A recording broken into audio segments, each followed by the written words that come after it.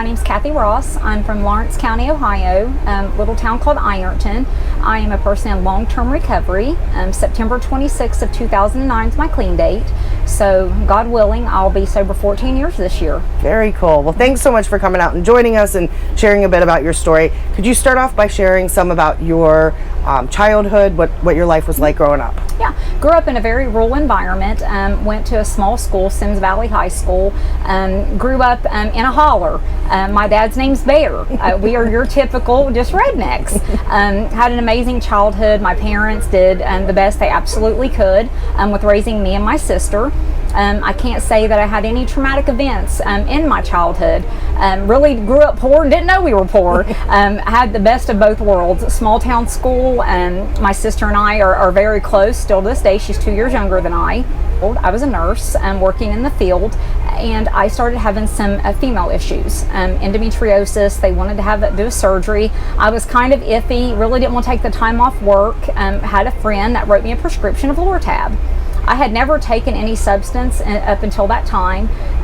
To date, I've only been drunk 3 times in my life. I've never smoked marijuana and I've never smoked cigarettes, but Oxycontin did something to me.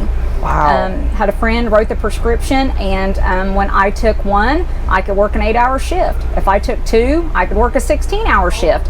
If I took 4, I felt like I was bulletproof and 10 foot tall. How did that progress from taking the Loratabs pretty much as prescribed into the Oxycontin? Well, it was a dramatic process for me. I really didn't, and to be honest, didn't know I was an addict. I thought an addict was someone that smoked crack that lived under a bridge. I didn't think it was someone that graduated college who was married with a family in the house, the white picket fence. Had the prescription written for me. In the beginning, I remember taking it as prescribed, only taking it like when I was hurting or in pain. Then I remember briefly working overtime and thinking, man, I'm just gonna take it today so I can get up and go to work. I'm gonna take it today so I can get up and do something with my son. I'm gonna take it today to do my yard work. And before I knew it, I was running out of the prescription that they had written me that should have probably lasted 2 months or 3 months, is lasting like 2 weeks. So in my mind, I was going to do the doctor a favor and just go ahead and call in my own prescription, because obviously he would have done it for me. He knew that I had these issues and these problems, so let me just kind of jump ahead and help him out a little bit. And that's illegal. Found out that that's truly illegal. And before I knew it, I was taking up to 50 Loratab 10s every day.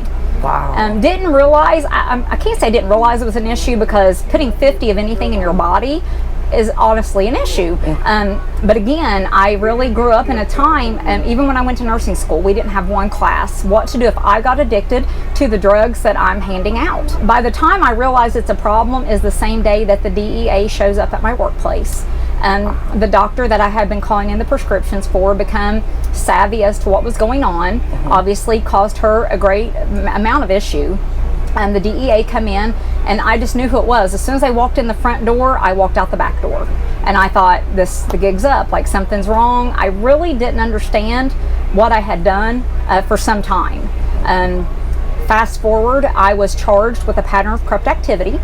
I had been calling in prescriptions in 3 states and picking them up in multiple people's names, trading them for other drugs. Again, telling myself that lie that we always do, like it's not that bad. I'm not shooting them up, I'm not on the needle, I'm not one of those people. However, I was probably one of your worst type of addicts. I was a functioning addict. I didn't get high if I didn't go to work, and if I didn't go to work, then I was sick. So it was a repeat cycle. I was the best employee that you had, because I was on time every day, did what I was supposed to do, and I was the last one that left every evening. It wasn't because I was a phenomenal employee, it was because I knew I was going to be dope sick if I didn't do what I had to do in order to, get my drugs. Did any family members say anything? Were there any struggles in any part of your life during this time? My husband and my sister kind of noticed a little something. I would fall asleep, I would kind of nod out, but I worked 16-hour days, 5 and 6 days a week. They attributed it to me working too much. I was a full-time employee, going to school full-time, had a young child. I was always exhausted, and that's what I would tell them. They really had no reason to think anything was wrong in the beginning. Now looking back, they kick themselves. They're like, man, we should have known, we should have seen this. However, again, manipulation was the main practice, you know, and I did whatever I had to do in order to maintain my substance, and I'm not proud of that. And I don't say that boastfully like I'm some type of like thug or gangster. I say that because we lie to ourselves to the degree that we believe it. Yes. And I did. I believed every lie I told myself. My husband has never done a drug in his life, neither has my sister, and they were in shock. I got sentenced to prison as a result of my actions, 6.5-year prison sentence. Went to prison, was there for over 3 years, going on 4 years, and a judge found it in his heart to allow me to have a judicial release. It was just a series of tragic events that kind of led me to that point in my life. Had it not been for that judge sending me to prison, I don't know what would have happened to me. I don't know if I don't think anything would have stopped me in my tracks, rather than being away from the people you love the most. I think that really, I think it took me, it doesn't take everyone that, but it took me sitting down. Like I got to sit down for quite a long time. Were there any services that you were provided in prison that helped? Yes. I'm, again, from Lawrence County, Ironton, Ohio, small town. When I got sentenced and was having my issues, there were probably 2 drug and alcohol agencies local, and I don't believe any of them at the time had large openings for females, especially females that had insurance.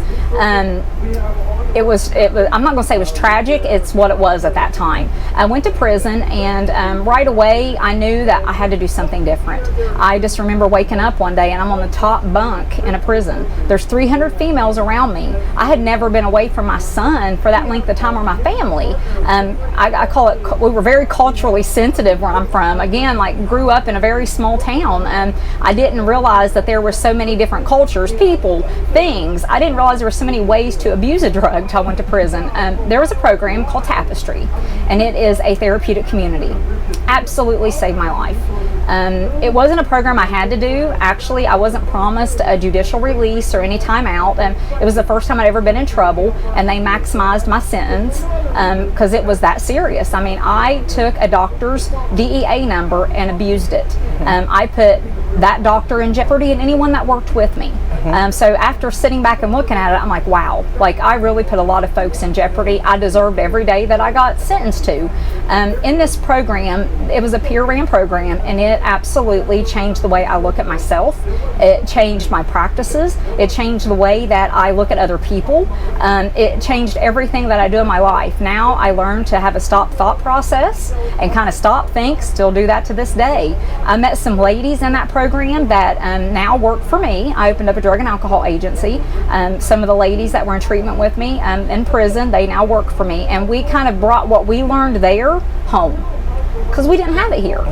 So it was really important to me that we do that. So anyone that gets sentenced to prison, I tell them, I'm like, I know you feel like it's the end of the world. So what did you do for your recovery that first year, first 18 months out? The first day I came home, I had to go report to my probation officer because I'm on probation, and I sat down with my mom and my sister, because my husband, he's not all the way there yet. I don't even move back in with my husband when I come home, because he's like, listen, you left me with $10 a kid and a house to take care of. Like, I ain't there with you yet. I came home to my mom's house, and the first thing I said to them was, in the Tapestry program, I had some amazing ladies that I met with them, and I was like, okay guys, like, you guys are gonna have to help me, because I really don't have this mistake to make again. I made a list of 5 things, and if I did these 5 things, my family was to call my probation officer, and they were going to tell her, like, listen, coming out, Kathy said if she did these things that we needed to call you.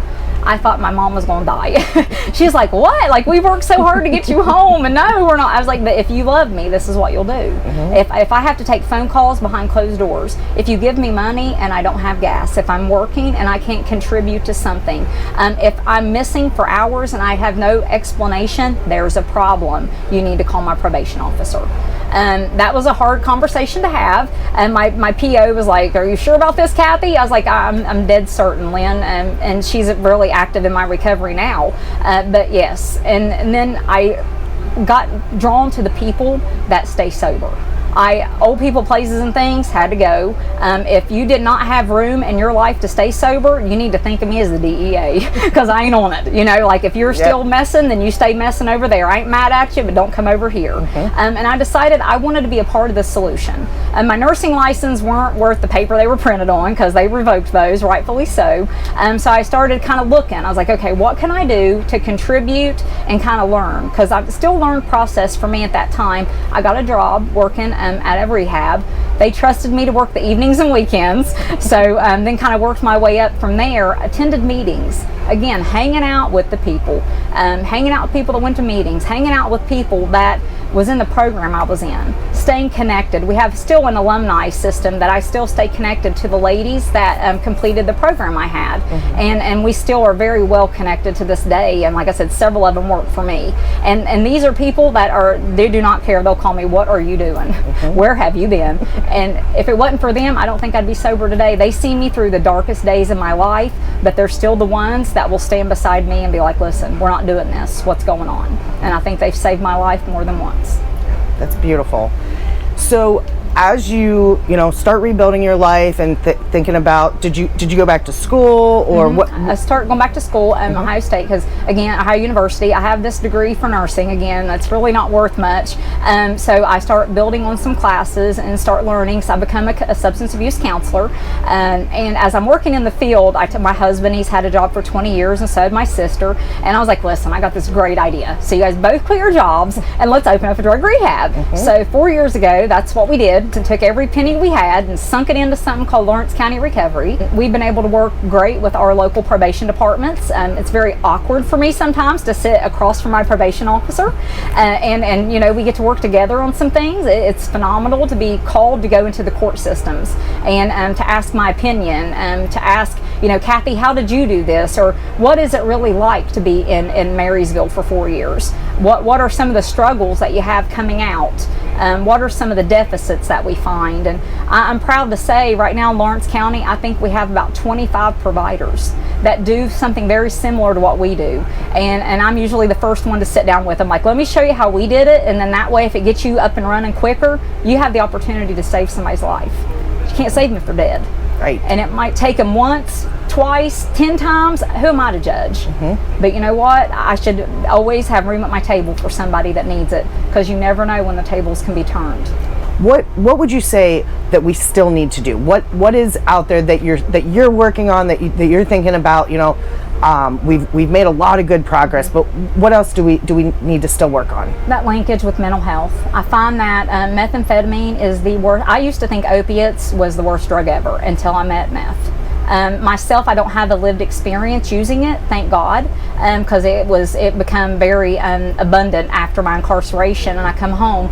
It's getting people linked with the mental health providers that they need. It's the linkage for the families. My son went to Rock Hill School, and when I was in prison with 8 mothers of children in his class alone. Wow. Nobody talks to kids about those things and the impact that they have on them.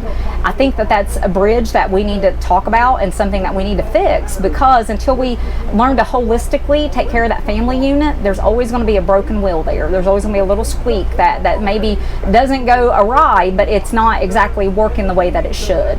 And Narcan, I'm very blessed that Lawrence County, now we have a quick response team. If you would have told me 10 years ago that was a possibility, I told you it's crazy. But now we have some very dedicated police officers that work their butts off to help people like me get a second chance. It's more about that community resource, that reach out and educating the public. I think that once we are able to conquer that and get some more mental health providers in, I think that we're going to see a major turn, because which came first, the substance use or the mental health disorder? I mean, and usually one's come before the other, and if you don't get both of them at the same time, then you kind of lose the opportunity. Absolutely. What have you seen to be most helpful for families to learn how to take care of themselves? To start asking questions, and to not stop until you get some answers. The first time you're told no, hang up and call again.